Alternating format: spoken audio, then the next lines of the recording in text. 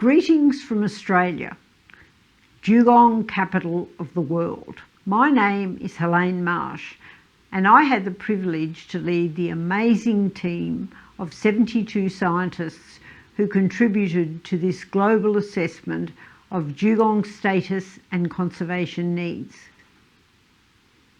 The report synthesises information from the more than 40 countries and territories in the dugong's vast range, which spans the coastal waters of tropical and subtropical maritime nations from East Africa to Vanuatu.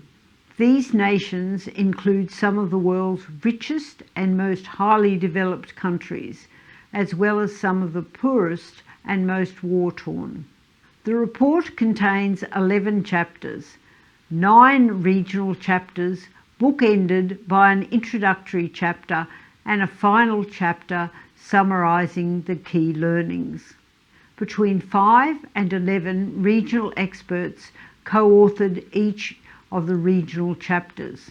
The take-home message of the report is that the status and conservation needs of the dugong vary throughout its range. The official global status of the dugong is vulnerable to extinction. It seems secure in most of its range in Australia and the Arabian Gulf, but its prospects are precarious in East Africa and East Asia and some offshore islands. The dugong is extinct in the waters of several islands off the coast of East Africa, including Mauritius. IUCN has recently listed 3 dugong populations at regional scales. Dugongs living in the coastal waters of Eastern Africa and the Nancy Islands of Japan are listed as critically endangered. Those in New Caledonian waters are listed as endangered. The report identified a further 11 populations, including 3 transboundary populations, as appropriate for assessment for potential IUCN red listing.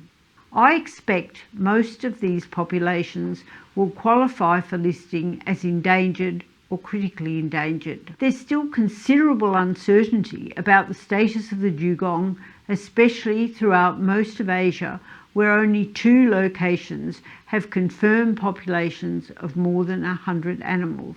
The report concludes that dugongs living in the waters of small, isolated islands are at greatest risk.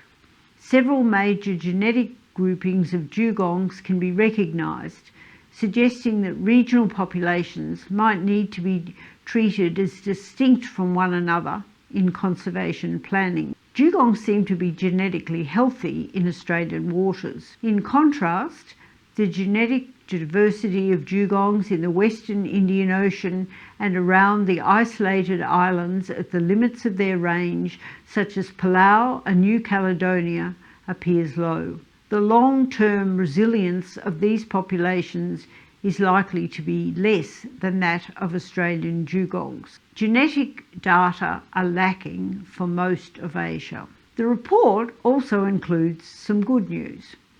The dugong's total global population is much higher than previously thought and by far the largest of any of the 4 species of sea cow. This apparent increase is largely due to correction factors being developed for dugongs that can't be seen from aircraft or drones due to water turbidity. These correction factors mainly been applied in Australia, where the estimated dugong population totals some 166,000 animals. The use of different methodologies precludes meaningful cross-country comparisons of population size. We don't have sufficient data to estimate a total global dugong population. Some locations support large herds of dugong for reasons that are not well understood. The waters of the southern Arabian Gulf support the largest herds, and recent research shows that they occur there all year. The IUCN Marine Mammal Protected Area Task Force has declared 33 important marine mammal areas, or IMAs, with dugongs as a qualifying species. Even though IMAs have no jurisdictional force, they should be priority locations for conservation. Dugongs are dependent on shallow water seagrass communities. The report highlights the urgent need for seagrass mapping in all regions of the Dugongs range, especially the Red Sea, Asian regions and the Pacific Islands. The report recommends that the mapping of dugong habitat be included in the roadmap for the 2030 Seagrass Breakthrough, an initiative of the United Nations Framework Convention on Climate Change. Dugongs have a lifespan similar to humans and usually bear only one calf at a time, which is suckled for several years. Because they're such long-lived, slow-breeding animals, the greatest threats are those that kill adults. Accidental drowning in fishing nets, especially gill nets set by small-scale coastal fishers, is now the biggest threat. This threat presents a predicament for low-income countries where fishers have no social security safety net and must rely on fishing to feed their families.